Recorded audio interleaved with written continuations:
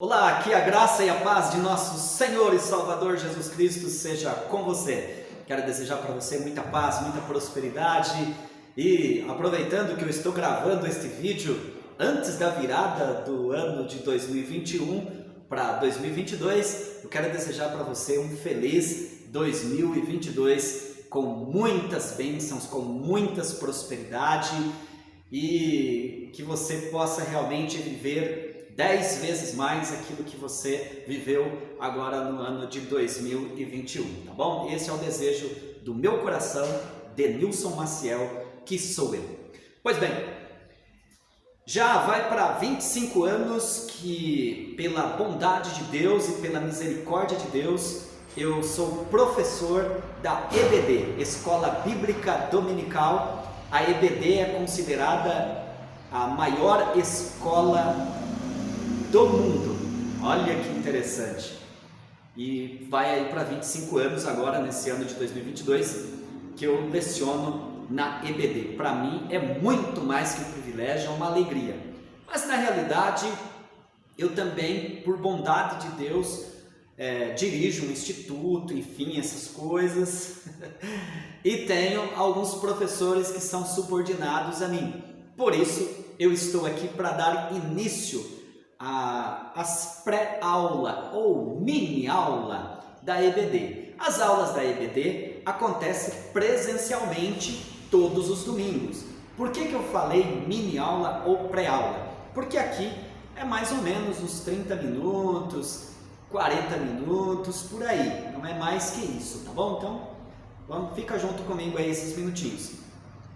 Agora, na aula presencial, vai de 1h30 a 2 horas. As minhas aulas presenciais, elas vão de 1h30 a 2 horas, aí a gente lecionando as temáticas da EBD.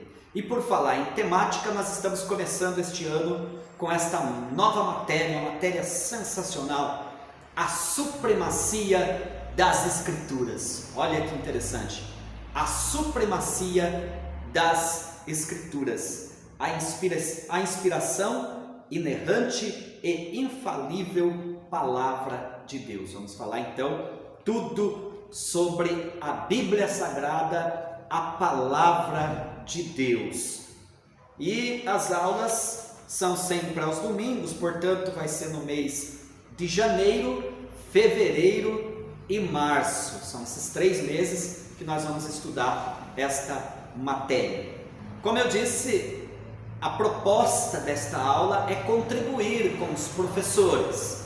Então, de repente você assiste aqui a minha aula e eu cuido que posso dar a minha contribuição para que você também possa pegar alguns subsídios e levar para a sua classe, para a sua sala de aula, tá bom?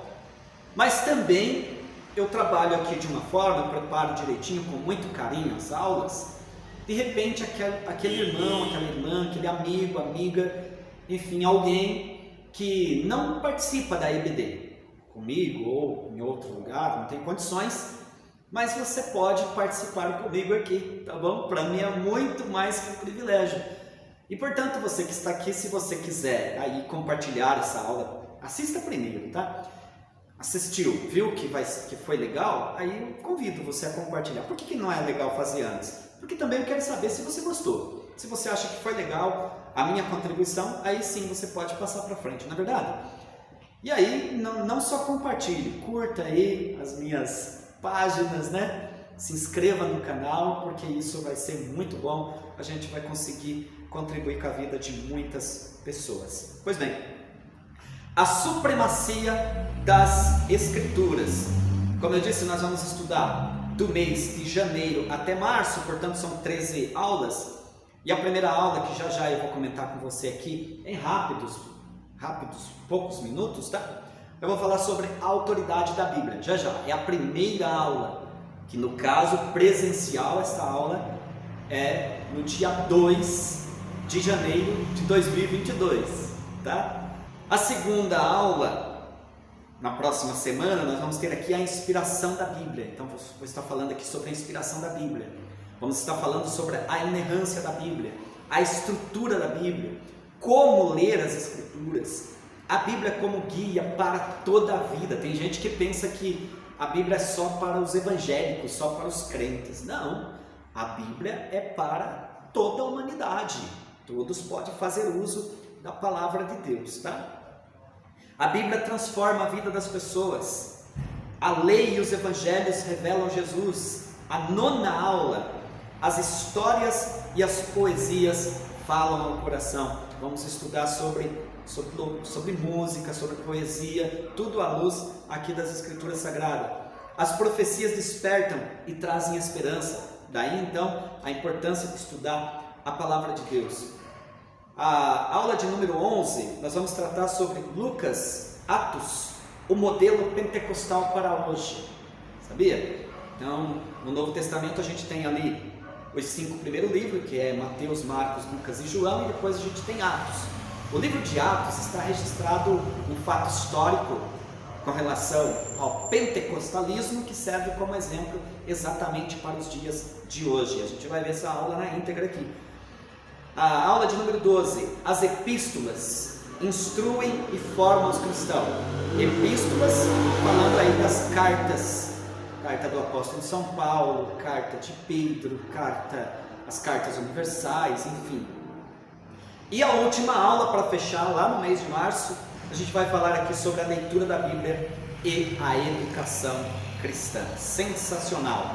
Mas hoje nós vamos estudar então sobre a autoridade da Bíblia. A autoridade da Bíblia.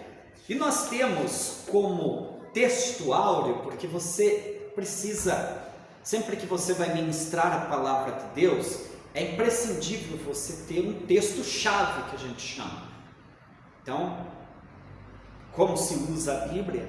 Normalmente vai ministrar e tem um texto, né, onde você se baseia todo o conteúdo da mensagem.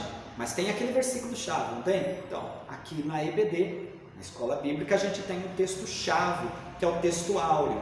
Então, o texto áureo para o meu desenvolvimento desta oportunidade está no Salmo de número 119 e verso 1. Livro dos Salmos, 119 e verso 1. Por falar em Salmo, e eu estou dando aula na qualidade de professor, quero lembrar para você que o livro de Salmos, a gente nunca expressa capítulo. Aliás, não é capítulo, é número, tá? Livro de Salmo é número. Portanto, quando estiver lá na igreja, eu vou citar um salmo para alguém, você não precisa falar capítulo. Ah, salmo, capítulo tal. Não, está errado.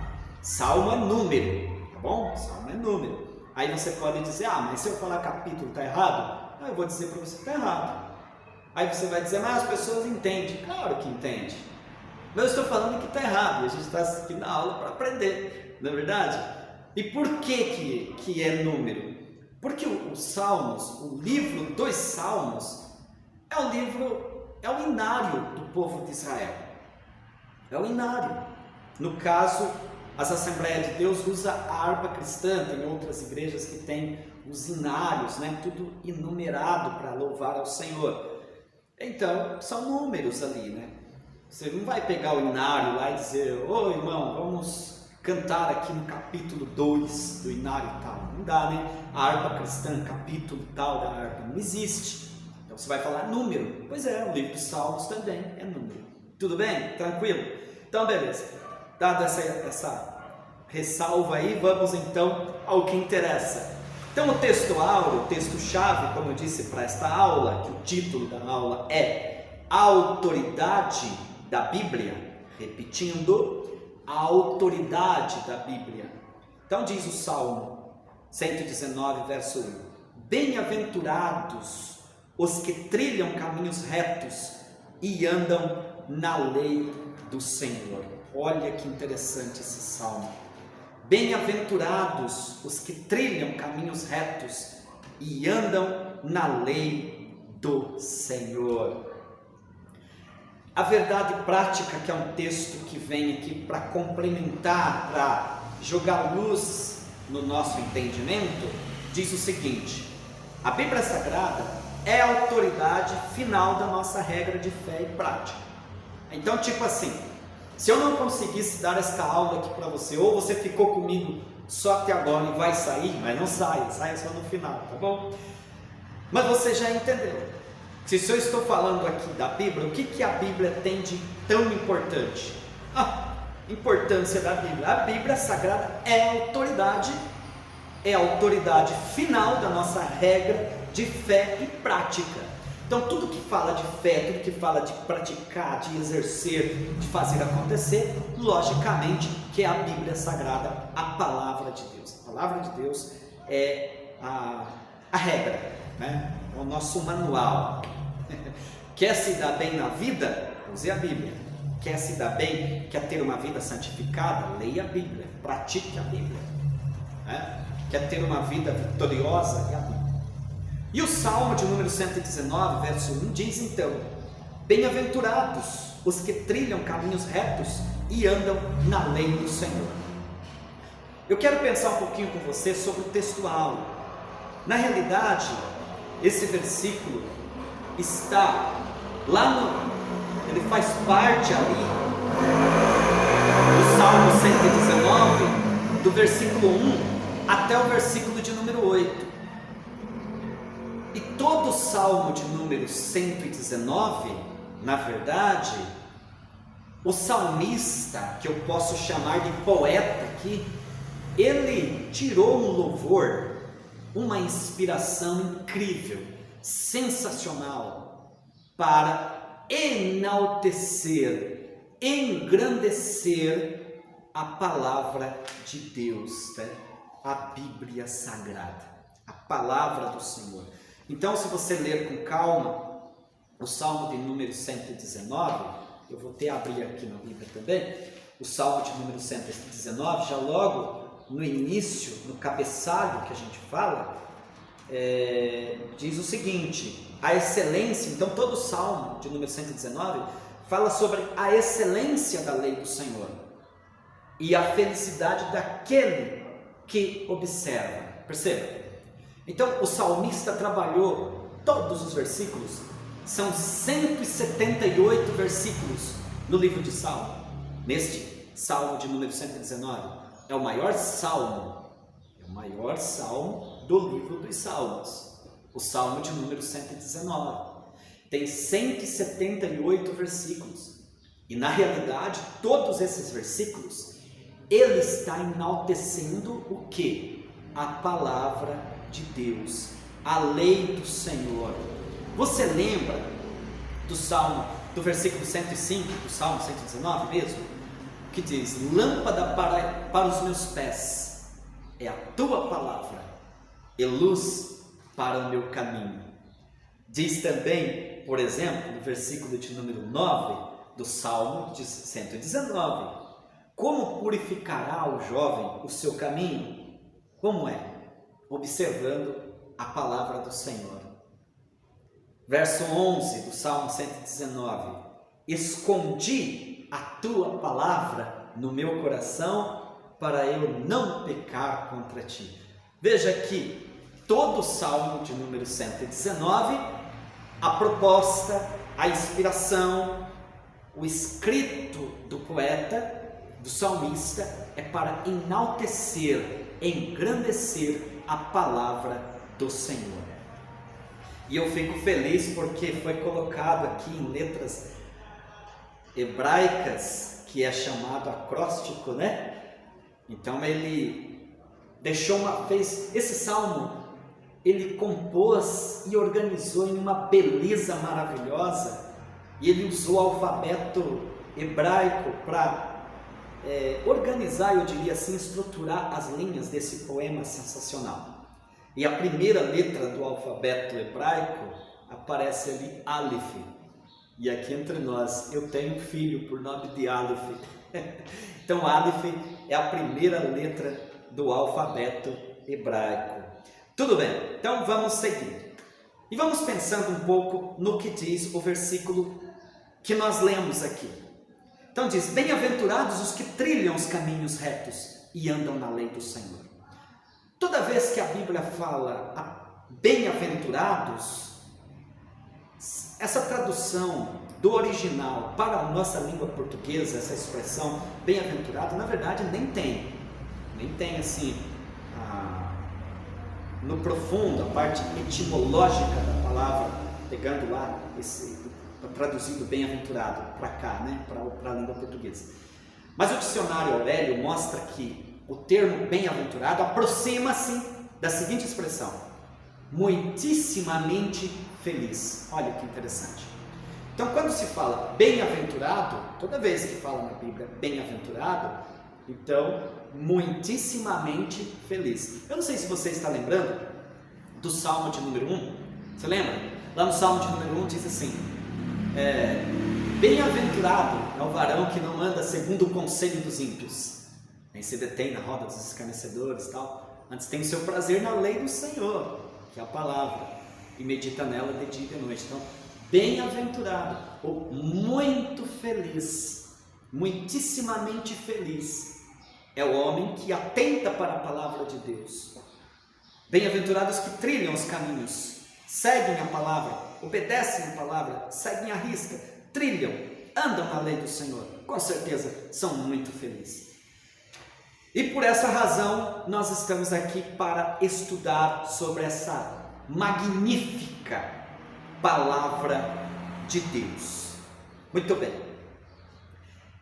A propósito, aqui na capa fala então a supremacia das Escrituras. A supremacia das Escrituras. E aí eu queria lembrar com você o seguinte: quando se fala supremacia das Escrituras, eu acho que você de repente pode ser que esteja aí pensando o seguinte: Denilson, mas quando supremo não é somente Deus, Senhor? Quando nós falamos o Senhor Deus, o Criador do Universo, o Todo-Poderoso, Ele é o Supremo. Mas nós também estamos estudando sobre a supremacia da palavra. E aí eu tenho que ler um versículo com você, tá bom?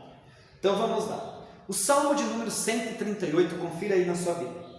Salmo de número 138, verso 2 diz assim: inclinar-me-ei para o teu santo templo e louvarei o teu nome, pela tua benignidade e pela sua verdade, pois engrandeceste a tua palavra acima de todo o teu nome. Perceba o seguinte: o salmista aqui disse que o Senhor enalteceu, engrandeceu, colocou a própria palavra dele acima do nome dele. Mas aí, eu estudando com um professor, ele orientou para a gente o seguinte: eu entendi, na Bíblia, a linguagem de hoje, aparece isso. Não é que a palavra está acima de Deus, acima do nome, do ser de Deus, coisa assim. Não é nada disso. A grande questão e a beleza de tudo isso, é que a palavra de Deus não tem como desassociar do ser de Deus. Então, veja comigo, a grandeza de Deus, o poder de Deus, Deus Todo-Poderoso, mas a sua palavra está impregnada, está inerente a Ele próprio. Então, quando eu estou com a palavra de Deus, daí então eu tenho que ter toda a reverência, porque não tem como desassociar a palavra do próprio Deus. E aí eu te pergunto, vale a pena ou não estudar a palavra de Deus? Eu tenho vários livros em casa, na minha biblioteca para estudos. Eu tenho algumas formações, claro que nada exagerado, né? Estudei pouquinho, mas o pouquinho que eu estudei fez com que eu usasse muitos livros, e até hoje constantemente eu estou estudando, lendo muitos livros, eu leio bastante pela bondade de Deus, mas nenhum em primeiro lugar, não, nenhum deles se compara com as Escrituras Sagradas. Então, as Escrituras Sagradas.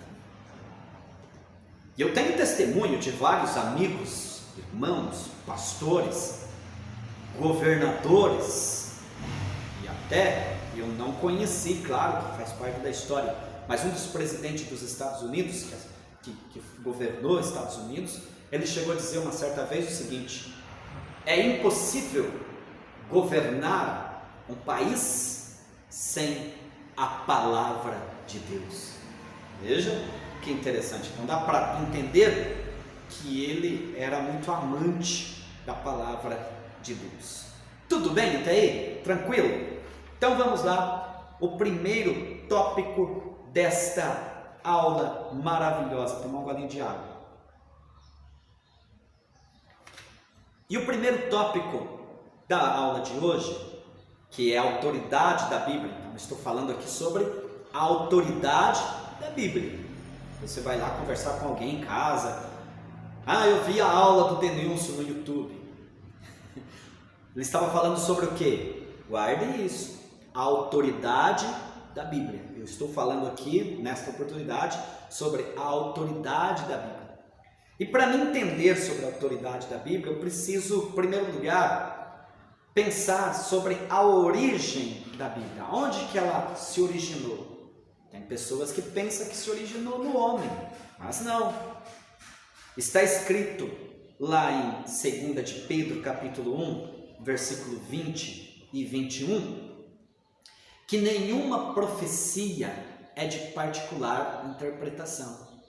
Porque as escrituras, elas não foram desenvolvidas pela vontade do homem, mas os homens santos de Deus escreveram inspirados pelo Espírito Santo. Isso está na primeira carta de Pedro, na segunda carta de Pedro, capítulo 1, versículo 20 e 21. Porém, se alguém achar que aquela escritura ali, Pedro se refere, está falando do Antigo Testamento, aí é facinho de resolver essa questão, porque o apóstolo São Paulo, ele escreveu em 2 Timóteo 3,16, e ele disse: toda a escritura divinamente inspirada é proveitosa para ensinar, corrigir, redarguir, né? Para que o homem esteja preparado para toda boa obra. Veja, então, quando Paulo falou toda a Escritura, resolveu. Então, tanto faz Antigo Testamento como Novo Testamento, toda a palavra de Deus, ela é inspirada pelo Espírito Santo. E os demais apóstolos falaram isso, tá? Os demais apóstolos falaram isso, inclusive o apóstolo João, lá no livro de Apocalipse. Se você quiser conferir comigo, você pode abrir lá no livro de Apocalipse. Vamos mexer com a Bíblia, né? Apocalipse, capítulo de número 1, verso 1 diz: revelação de Jesus Cristo, a qual Deus deu para mostrar aos seus servos as coisas que brevemente devem acontecer. Revelação de Jesus Cristo. Então, os apóstolos todos, eles entenderam que as Escrituras são inspiradas pelo Espírito Santo e, portanto, tem autoridade. Bem, a revelação geral. Aqui tem um subitem que fala da revelação geral. Eu quero pensar com você o seguinte: quando Deus criou o mundo, criou a humanidade, fez o homem, enfim, Deus é um Deus amoroso. Então ele fez com as suas próprias mãos o homem e tal, mas ele também tinha que se revelar a este homem. Ele quis se mostrar a esse homem, se revelar. Você lembra lá do Jardim do Éden? Ele conversava com Adão, com Eva, ele descia ali no jardim. O grande problema é que depois eles pecaram e por conta disso houve uma ruptura nessa comunhão. O pecado realmente ele causa essa ruptura. Está escrito lá em Isaías 59, versículo de número 1 ou 2, versículo 2: mas as vossas iniquidades causam divisão entre vós e o Criador. E aí, por conta daquela situação ali, então o homem agora ele ficou, ele tem necessidade de algo a mais. Mas a grande verdade é que Deus sempre se revela para o homem. Se revela através de quê, Denilson? Através da história, né? Através da história. Como assim? Deus é que governa, Deus é que manda, Deus é que instrui, Deus é que coloca governo, tira governo, coloca líder, tira líder, coloca alguém para dominar, faz o negócio acontecer. Tudo é Ele que faz acontecer. Tem um versículo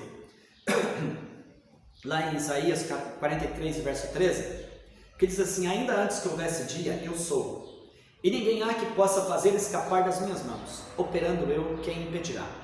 Então isso dá a entender que quem governa, quem manda, quem comanda tudo, em todas as eras, em todos os tempos, é Deus.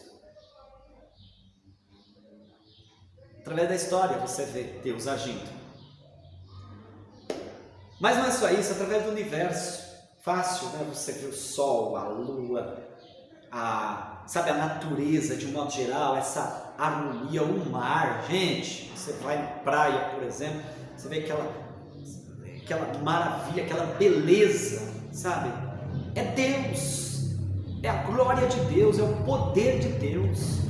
Chuva, sol, enfim, o equilíbrio das coisas. Você semeia, vem o crescimento das plantas, enfim.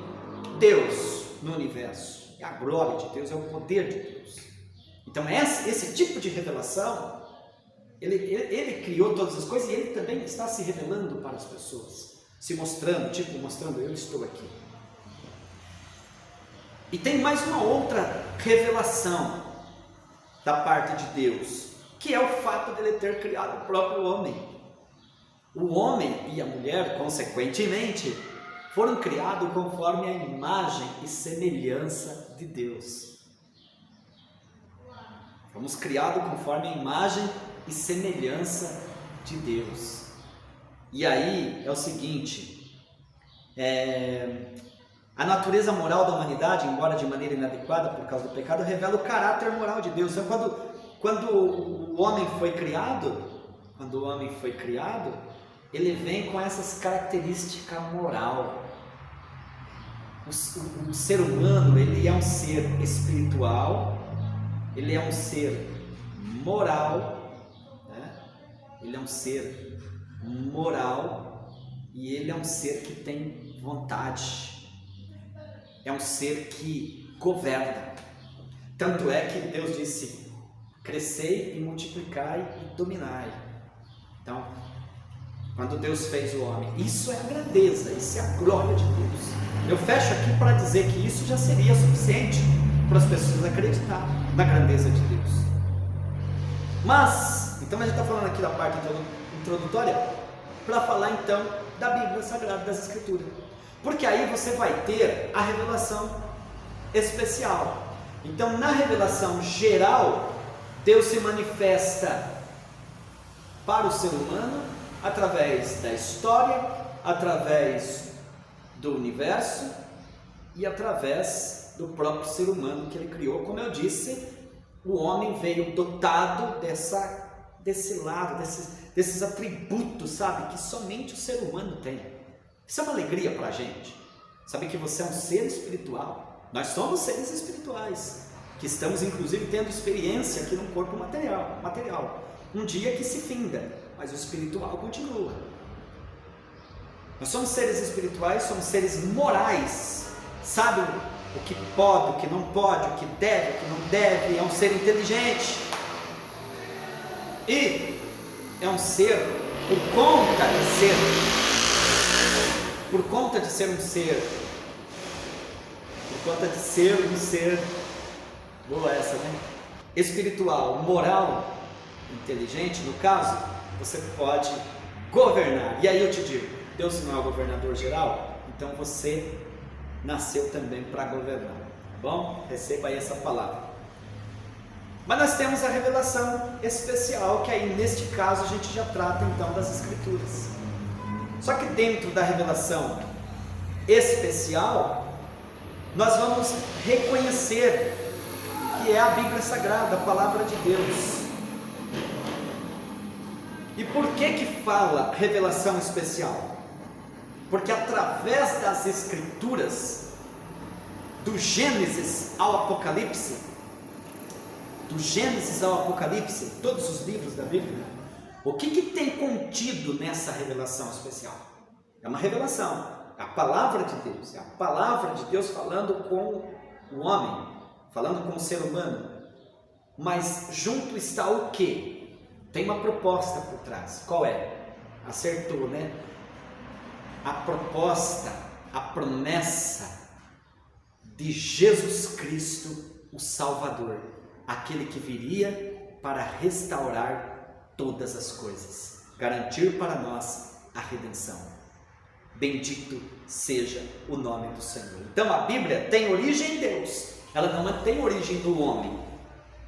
Então o motivo de nós crermos e eu estar aqui com esta aula para dizer para você que a autoridade da Bíblia se dá por conta de que ela tem origem em Deus e não é por vontade humana.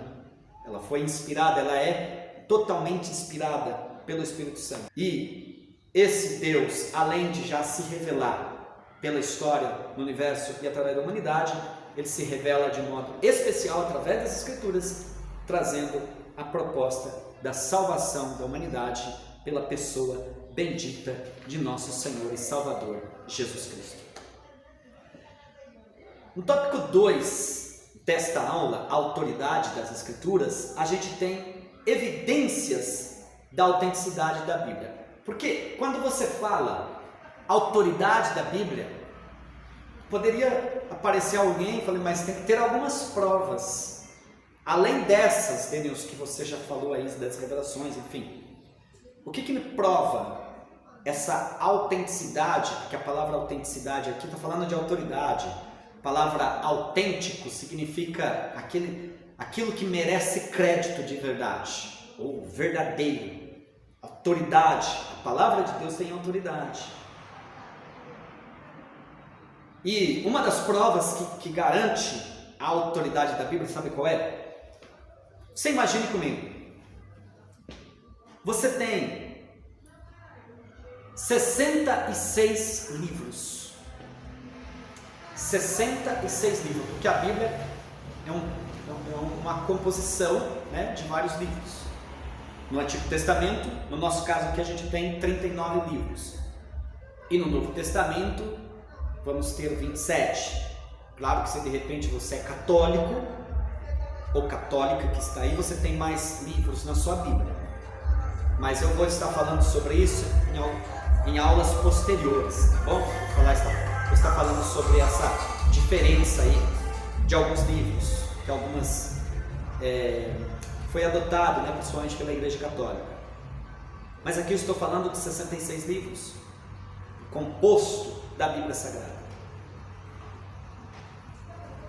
Foi escrito todos esses livros em um espaço de 1.600 anos, ou seja, em um período de 1.600 anos. 1.600 anos foi o tempo que demorou, né, para ser escrita a Bíblia, ser composta toda ela.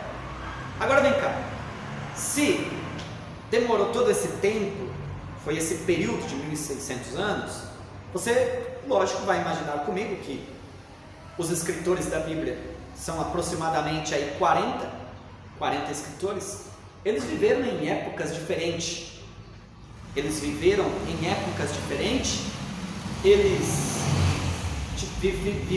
em cultura diferente. Eles também tiveram aí nível, eu diria aí, de escolaridade diferente também. Tá. E aí? Como que se harmoniza as Escrituras? Não, mistério. Então, tipo, o que Miqueias, eu gosto de uma profecia de Miqueias, por exemplo. Miqueias 5:2. E tu, Belém Efratas, posta que é a menor entre as capitais de Judá. De ti nascerá um que será o Rei dos Reis, o Senhor dos Senhores. E Jesus nasceu onde? Belém. Enfim. Eu vou falar disso no próximo ponto. Então é essa harmonia. A gente entende isso aí, que apesar de todas essas implicações, tendo todo o conteúdo bíblico, ele é consistente, essa é a palavra. Então ele tem consistência e se harmonizam. Tem consistência e se harmonizam. Tem vezes que você lê um versículo lá em Gênesis e você confere isso mesmo lá nos profetas, lê algo no Novo Testamento e compara com o Antigo Testamento e está tudo certo. Isso nós estamos falando aqui de consistência e harmonização, aquela harmonia. E isso é uma das características das provas cabais que eu posso dizer assim: a Bíblia tem autoridade, merece crédito. Eu realmente posso crer no que diz as Escrituras. Em segundo lugar, você vê a ação do Espírito Santo em todo o conteúdo bíblico. Isso é lindo, isso é maravilhoso. Você vê a ação do Espírito Santo no conteúdo bíblico. Como por exemplo, é como se você escutasse a voz de Deus enquanto você está lendo as Escrituras. Porque se escutar não seria audível, mas é você sentir na alma, no espírito. Como por exemplo aquela passagem de Hebreus capítulo de número 4, versículo 12. Porque a palavra de Deus é viva, a palavra de Deus é viva e eficaz, mais penetrante do que espada de dois gumes, que penetra até a divisão da alma e do espírito, das juntas e medulas, e é apta para discernir os pensamentos e as intenções do coração. Esta é a palavra de Deus, poder. Mas para que tudo isso aconteça, você vê aí a ação do Espírito Santo. Tem uma passagem lá em Lucas capítulo 24, versículo 31 e 32, quando aqueles dois discípulos estavam logo após ali a ressurreição, após a morte de Jesus, e aí Jesus já tinha ressuscitado. Eles estão indo pelo caminho de Emaús e apareceu Jesus ali. E aí eles estavam preocupados, Jesus começou a conversar com eles não tinham entendido. E aí Jesus começou a falar: olha, mas vocês não lembram o que estava escrito nos profetas? O que os homens, as escrituras falavam a respeito do Nazareno? Enfim, não vou falar tudo isso porque isso é para me pregar à noite, no domingo. Mas é o seguinte: eles depois falaram que o coração deles ardia. É só você conferir lá, Lucas capítulo 24, versículo 31 e 32. Eles disseram que aquelas palavras ali, pelo fato de citar algo das Escrituras do Antigo Testamento, diz que o coração deles ardia. Então essa questão de o coração arder, de ter mudança, é a ação do Espírito Santo nas Escrituras Sagradas. E outro ponto que autentica ou que caracteriza a autoridade da Bíblia seria, no caso, profecias. Algo que foi falado no Antigo Testamento, mas que se cumpriu. Como por exemplo, Isaías capítulo de número 7, versículo 14. Lá diz assim, Isaías 7, 14, 700 anos antes de Jesus nascer. Lá diz assim: eis que uma virgem conceberá e dará à luz um filho, que chamá-lo-ão o seu nome de Emanuel, que traduzido é Deus conosco. Se você ler Mateus capítulo 1, versículo 23, você vai ver ali que nasceu Jesus e colocaram o nome, né, do menino de Jesus, o Emanuel, que traduzido é Deus conosco. Você cumpriu no segundo? Isaías 9,6: porque o menino nos nasceu, um filho se nos deu, e o seu nome será maravilhoso, conselheiro, Deus forte, Pai da eternidade, príncipe da paz. Não é Jesus? Eu citei aqui Miqueias 5,2. Miqueias, também 700, 800 anos antes de Jesus nascer, foi profetizado até a cidade que Jesus ia nascer, Belém. E por aí vai, né? Então, essas são provas cabais para nós então acreditarmos na autoridade da palavra de Deus, que é a Bíblia Sagrada. Desculpe, mas eu falo com muita empolgação, porque eu sou apaixonado pelas Escrituras Sagradas, e principalmente quando eu tenho certeza da mensagem, da segurança que ela dá. Nenhum livro te dá isso, tá? Qualquer livro que você estiver lendo aí, por melhor que seja, mas Não dá para você já ir engolindo tudo, tem que separar as coisas, né? Mas a Bíblia Sagrada, meu amigo, minha amiga, você pode ler detalhes por detalhes. Eu leio até as genealogias, porque eu sei que tudo é inspirado pelo Espírito Santo. Tudo bem? Vamos para o último tópico? O último tópico fala o seguinte, desta aula, tá? Lembrando que esta aula é a autoridade da Bíblia, estou falando sobre a autoridade da Bíblia. Já falamos aqui sobre a origem da Bíblia e a revelação divina, falamos sobre as evidências, né, da autoridade, e agora, qual é a mensagem da Bíblia? Qual que é a mensagem geral? A supremacia da Bíblia, a expressão latina sola scriptura, essa é uma expressão latina, sola scriptura, isso significa o seguinte, somente a Bíblia. Então quando fala aqui de mensagem da Bíblia, nós estamos falando o seguinte, a mensagem da Bíblia é suficiente e ela está acima de qualquer instituição, tá? Qualquer instituição. A Bíblia é regra, infalível e autoridade final em matéria de fé e prática. Lembra que nós falamos disso na verdade prática? Então eu tenho muito respeito pelos líderes religiosos. Inclusive teve um pastor aí um ano atrás, aqui em São Paulo, onde eu estou, que falou uma besteira muito grande. Eu já tinha meio que um pé atrás mesmo com esse pastor, não vou citar o nome, por questão de ética aqui no vídeo. Mas ele soltou uma barbaridade. Eu já tinha um pé atrás, não só eu, mas muitos outros, porque ele já falava umas coisas horríveis. Mas essa de um ano atrás foi para acabar.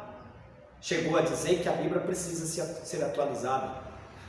Precisa ser atualizada. Precisa se converter, isso sim. Aí você pode dizer, mas é um pastor, cuidado, porque é ungido. Poxa, ungido. Pode ser o que for. Se não falar com base nas escrituras, eu não tenho que dar crédito. Eu vou dar crédito na pessoa, ele falando à luz da palavra. Pode ser quem for. Tudo que ele vier falar, está na palavra? Tá tudo certo? Beleza. Não está, não preciso temer. Profecia. Você vai lá e escuta uma mensagem profética. Eu pergunto, tem a ver com a Bíblia? Tem a ver com a palavra? Tem. Então, fique atento. Não tem a ver? Não dê crédito, porque não tem nada a ver. Isso pode ser quem for. Pode ser líder, pode ser pastor, pode ser apóstolo, pode ser bispo, pode ser quem for. Se ele estiver falando, não tiver nada a ver, não tiver coerência com as escrituras, não precisa acreditar e nem fazer o que ele está pedindo. Tá? Porque a mensagem da Bíblia, a Bíblia é regra infalível de autoridade final. Isto significa o quê? Que tudo que eu preciso, tudo, não adianta ninguém ficar inventando moda. Porque na igreja precisa fazer isso, precisa fazer aquilo. Eu não estou aqui mexendo com questões internas de cada denominação, tá? Aí é um outro caso. Então cada denominação, cada pastor internamente, ele tem as doutrinas que a gente chama de doutrina do homem. E não tem problema não. Se ela não fere as escrituras sagradas, ele estabelece lá algo que eles pensam, é colocado isso em assembleia, tudo tranquilo, tudo certo. Eu estou falando do quesito salvação, no quesito vida espiritual, só a Bíblia, mais nada. Vamos matar um cordeiro, irmão, vamos trazer um cordeiro de novo para a igreja, para garantir a salvação. O sangue de Jesus tem poder, isso aí tá amarrado. Não. Eu preciso guardar o sábado, se eu não guardar o sábado, eu não vou para o céu. Ou se alguém chega para você, guarda o sábado, se você não guardar o sábado, você não é salvo, você não tem céu. Isso está repreendido em nome de Jesus. Não tem nada a ver esse tipo de situação, tá bom? Então vamos seguindo aqui. Então a supremacia da palavra de Deus, isso significa que tudo que tem na palavra é tudo que eu preciso, né? Se todas as doutrinas necessárias para a salvação já nos foram transmitidas pelas escrituras e que nenhuma tradição humana pode acrescer ou retirar coisa alguma. Eu particularmente pertenço à Igreja Assembleia de Deus. Amo as Assembleias de Deus, a minha igreja, a história. Tanto é que eu tenho aqui um manual Manual de Declaração de Fé das Assembleias de Deus. Uso isso constantemente. Gosto da história das Assembleias de Deus. Nossa tradição é maravilhosa, mas eu não posso colocar a história dos meus patriarcas acima da Bíblia. Então tudo que eles falaram, tudo que eles nos ensinaram, legal, tudo tranquilo, dentro das Escrituras, porque para mim é as Escrituras. Você entendeu o que eu estou falando? Então não é tradição. Não adianta alguém falar, mas é a tradição, irmão, é o costume que a gente tem. Sabe aquela pessoa que é de uma outra denominação e que ele precisa inclusive romper para que ele possa de repente adquirir a salvação, e ele chega para você e diz: ah, mas eu não posso mudar porque meu pai morreu nesta, eu tenho que morrer nesta também. Nada a ver, isso é tradição. O que é mais importante, a tradição ou é a palavra? Claro que é a palavra, então eu vou ficar com a palavra. Quando eu me converti ao cristianismo, eu fui bombardeado, porque algumas pessoas me converti, que eu digo assim, me tornei evangélico, enfim. E as pessoas dizem: mas você não pode, porque você é de uma família interessante, legal.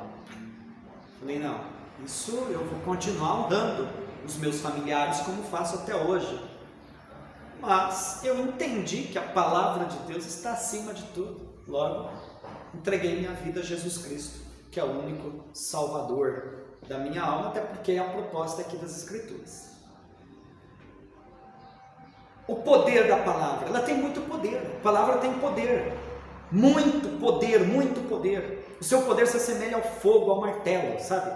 Está escrito lá em Jeremias: eis que a minha palavra é como o martelo que esmiuça a penha, como fogo e como o martelo. O fogo faz o que? O fogo queima, purifica. Se você colocar ferros ali no fogo, ele queima todas as impurezas, né? E o martelo ele vai esmiuçando a penha. Então é semelhante o poder da palavra de Deus. Isso é uma segurança, porque você pode pregar, você pode ensinar do jeito que eu estou ensinando aqui. Eu posso pregar, profetizar a palavra na certeza que ela vai produzir um efeito. Diz lá em Isaías capítulo 55 e o versículo 11, diz assim: eis que a minha palavra não voltará para mim vazia, eis que ela vai produzir o efeito para o qual foi destinado. Então, meu amigo, prega a palavra de Deus, ensina a palavra de Deus. Não fica tímido, não. Abra a boca e fala a palavra de Deus. Não fale de você mesmo. Você fica contando histórias, sabe? Essas coisas. Testemunho. Tem muita gente que conta testemunho. Eu acho legal o testemunho. Testemunho também, sabe? A gente compara, quando a gente escuta o testemunho de alguém, né? A gente está passando por alguma situação, aquilo traz ali um consolo, um conforto. Mas o testemunho não tem poder igual ao poder da palavra. Então eu prefiro muito mais escutar a palavra de Deus, tá? E o propósito final das Escrituras Sagradas, na verdade, o propósito é uma mensagem simples, objetiva. Eu acho incrível que às vezes tem pessoas que dizem: mas eu não entendo a Bíblia, não entendi. Como não entendeu? Tão fácil, é entendível, é muito fácil de compreender. Quer um versículo como esse, João 3,16? Porque Deus amou o mundo de tal maneira que deu seu Filho unigênito para que todo aquele que nele crê não pereça, mas tenha vida eterna. Eu tenho que crer, eu aceito a Jesus, eu entrego a minha vida a Jesus. Simples. Marcos 16:15, Jesus disse: ide por todo mundo, pregai o evangelho a toda criatura, quem crer e for batizado será salvo, quem não crer será condenado. Entendeu? Então a mensagem do evangelho é uma mensagem simples, a mensagem da Bíblia é uma mensagem simples. Claro que tem alguns textos mais complexos, mas aí com a ajuda do Espírito Santo, com a ajuda de Deus, com uma interpretação, com a ajuda de alguns outros recursos, é possível você compreender as Escrituras Sagradas. Quero agradecer o seu carinho de estar comigo até agora. Como eu disse, se esta aula realmente plantou uma semente no teu coração, se plantou uma semente no teu coração, eu peço que você deixe um comentário e compartilhe com mais alguém, tá bom? Se você quiser estudar comigo, domingo, dia 2 de janeiro de 2022, na Assembleia de Deus, da Rua França 615, bairro Vilarejo, Cabreúva, São Paulo. Te espero aqui às 8h30 da manhã ou então no próximo vídeo. Que Deus te abençoe e te guarde e que Deus prospere a sua vida em todas as áreas. Graça e paz e prosperidade.